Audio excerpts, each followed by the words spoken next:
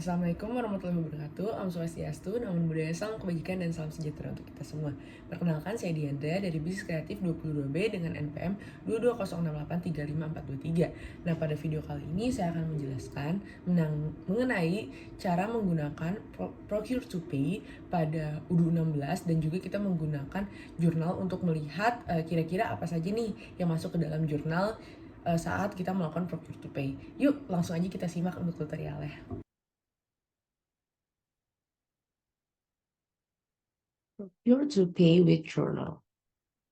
Nah, jadi sebelumnya kita harus mengetahui dulu apa sih Procure to Pay. Procure to Pay merupakan proses pengadaan atau sistem pembelian beserta pembayaran barang atau jasa dalam jumlah besar yang umum terjadi dalam suatu kegiatan usaha bisnis to bisnis atau B2B. Namun, Procure to Pay juga sering disebut juga dengan Purchase to Pay. Procure to Pay nantinya akan melakukan integrasi dan sinkronisasi mulai dari proses pembelian, penerimaan, hingga account payable dari alur kerja hingga penanganan dokumen yang berkaitan dengan kegiatan tersebut. Terdapat sejumlah dokumen yang kerap digunakan dalam proses ini. Di antaranya ada formulir persetujuan pembelian, purchase order, laporan penerimaan barang atau jasa, serta invoice dari supplier. Proses dari P2P ini yang pertama ada RFQ, kedua PO, ketiga receive, keempat vendor bill, dan kelima payment. Nah, agar teman-teman dapat lebih memahami mengenai procure to pay, terutama ketika menggunakan jurnal juga, maka berikut ada study case yang akan kita selesaikan bersama-sama. Yang pertama, PT Baker Indonesia merupakan salah satu perusahaan besar di Indonesia yang bergelut di bidang food and beverage. Perusahaan ini membawahi beberapa brand pada bidang bakery, ice cream, healthy food, dan lain-lain. Perusahaan ini membuka cabang baru dan membutuhkan beberapa properti yang akan dibeli di PT Itis Jaya, yaitu 40 kursi dengan harga 50.000 per kursi, 10 meja dengan harga 200.000 per meja. PT Bakerdos Indonesia akan langsung membayar secara lunas pesanan yang mereka berikan ke PT Itis Jaya menggunakan cash. Guna menyelesaikan proses pembelian ini, perusahaan ini akan mendelegasikan seluruh proses pembelian kepada divisi purchasing, warehousing, dan financing ataupun accounting. Dalam proses pembayaran ini akan dicek jurnal secara berkala untuk mengetahui purchase order, receipt, vendor bill, dan payment out. Nah, buatlah simulasi P2P tersebut.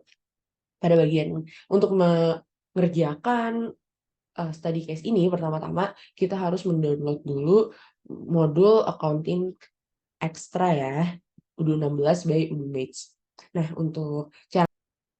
langkah pertama yang harus kita lakukan adalah kita login dulu ke main user UDU SOL atau localhost milik kita. Kemudian ini ke bagian menu, ke bagian settings. Dan di sini jangan lupa untuk activate the developer mode-nya.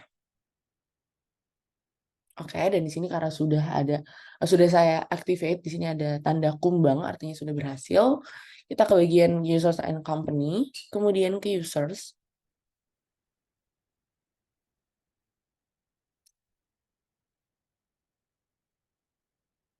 Dan di sini karena kita ingin melakukan sebuah kegiatan procure to pay, maka saya membuat beberapa user. Ini ada user warehouse, ini ada Fatan warehouse dan Piping purchase. Dan untuk membuat user sendiri, nanti kita langsung aja tekan new, kemudian isi data-datanya. Nih, contoh untuk data-datanya sendiri. Sebagai contoh, ini yang Fatan Warehouse, ini kita isi untuk namanya jadi Fatan Warehouse, terus email addressnya fatan.warehouse@gmail.com. Kemudian ini dijadikan administrator, ini saya dijadikan administrator di bagian inventory dan purchase. Nah, biasanya saya tidak menjadikan administrator di bagian purchase, akan tetapi sebelum saya merecord video ini, saya sudah mencoba untuk membuat procure to pay terlebih dahulu, dan ketika saya tidak memasukkan administrator di bagian purchase, saya tidak dapat memvalidate pesanannya. Maka dari itu saya tambahkan purchase juga di bagian inventory ini. Kemudian yang selanjutnya kita juga membuat untuk user piping purchase. Dan di sini kurang lebih sama, tetapi yang dijadikan administrator ini hanya di bagian purchase saja. Oke, langsung aja kita ke step by step untuk melakukan procure to pay. Pertama-tama yang harus dilakukan adalah kita ke inventory. Nah, kemudian ini ke menu inventory. Ini saya masuk ke akun Fatan Warehouse ya.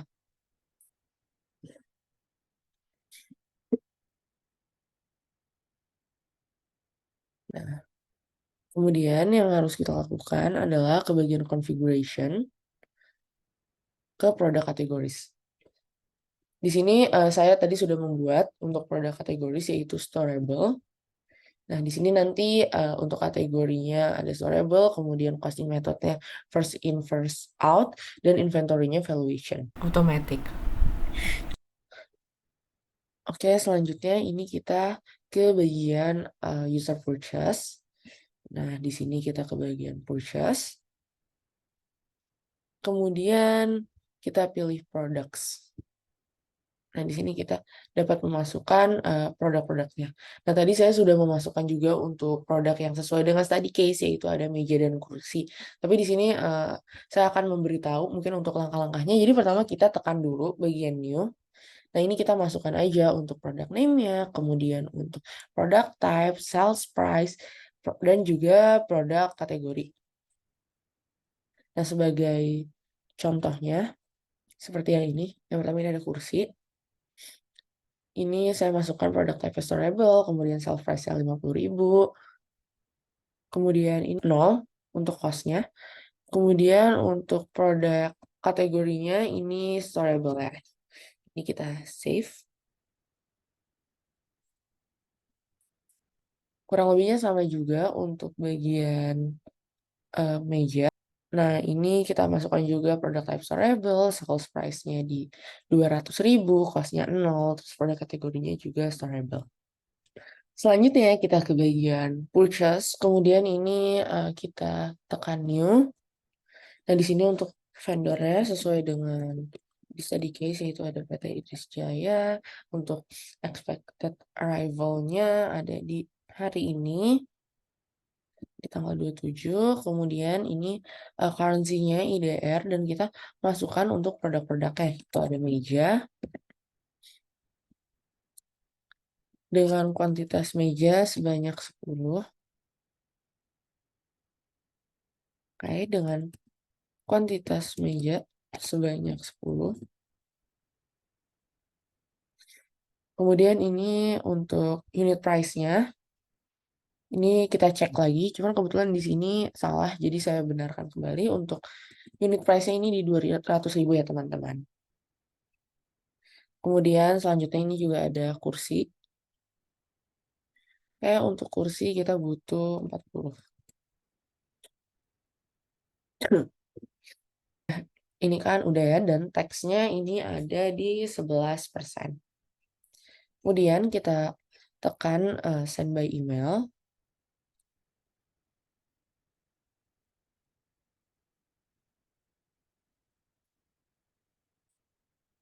Nah, ini kita langsung aja send. Kemudian tekan confirm order. Oke, nah kita dapat dicek bahwa RFQ send purchase order. Berarti sudah masuk untuk purchase order ini sudah berhasil. Nah, selanjutnya kita coba cek dulu nih untuk jurnalnya. Kira-kira masuk gak sih ke jurnal pendataan kita membeli ini. Ini saya kembali ke akun main user saya, kemudian ke bagian accounting. Di sini saya ke bagian accounting, kemudian journal entries. Nah, di sini dapat dilihat nih bahwa ternyata untuk journal entries ini kita udah masuk ada inventory valuation ya. Oke, bisa kita lanjutkan lagi. Kita kembali lagi selanjutnya adalah ke akun warehouse. Nah, ini di akun warehouse. Kemudian di akun warehouse ini ke bagian inventory. Setelah di bagian inventory kita ke ship.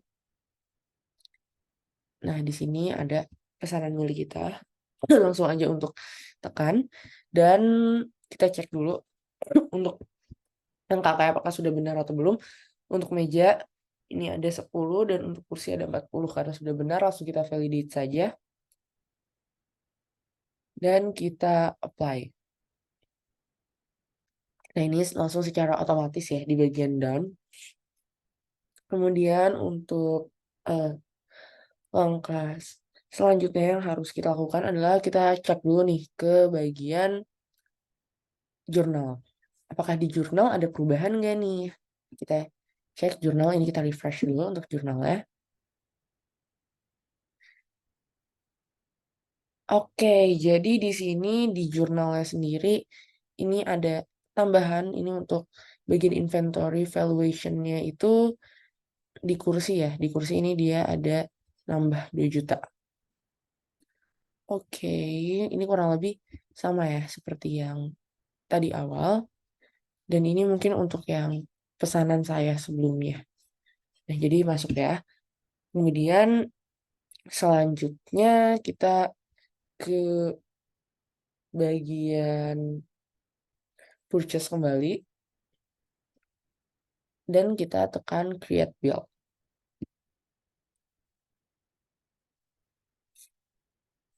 Nah, di sini kita cek, di sini udah ada tulisan this vendor bill has been created. Artinya sudah berhasil ya, teman-teman.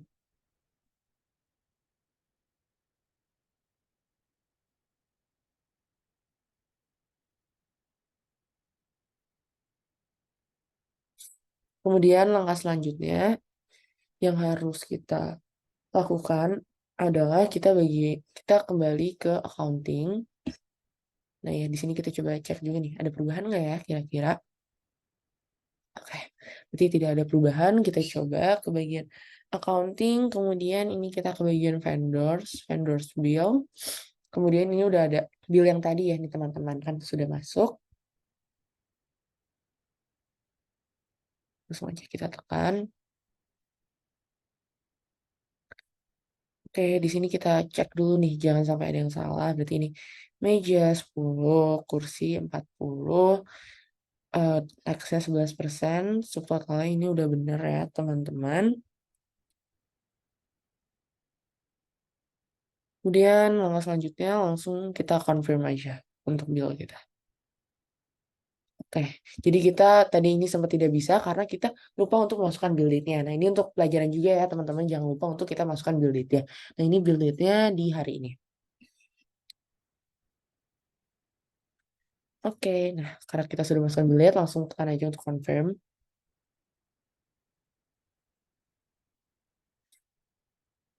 Nah, setelah kita menekan confirm, ini kita bisa langsung untuk register payment.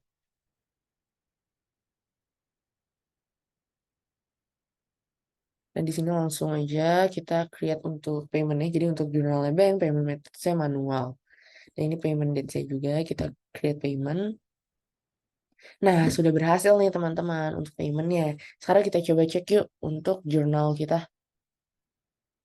Langsung aja kita ke bagian accounting, journal entries.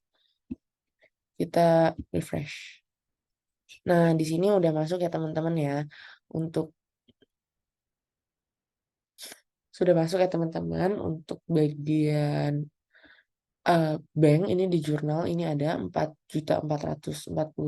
Kemudian untuk vendor bills-nya juga ada di 4.440.000. Langsung kita cek aja nih. Jadi di sini udah ada outstanding payment-nya ini di kreditnya 4.440.000. Kemudian di trade receivable-nya ini di bagian debit ini 4.440.000.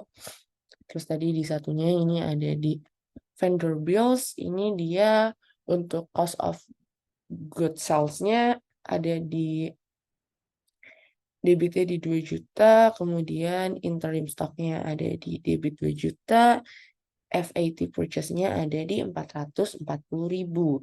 Dan untuk kredit ini nol semua ya teman-teman.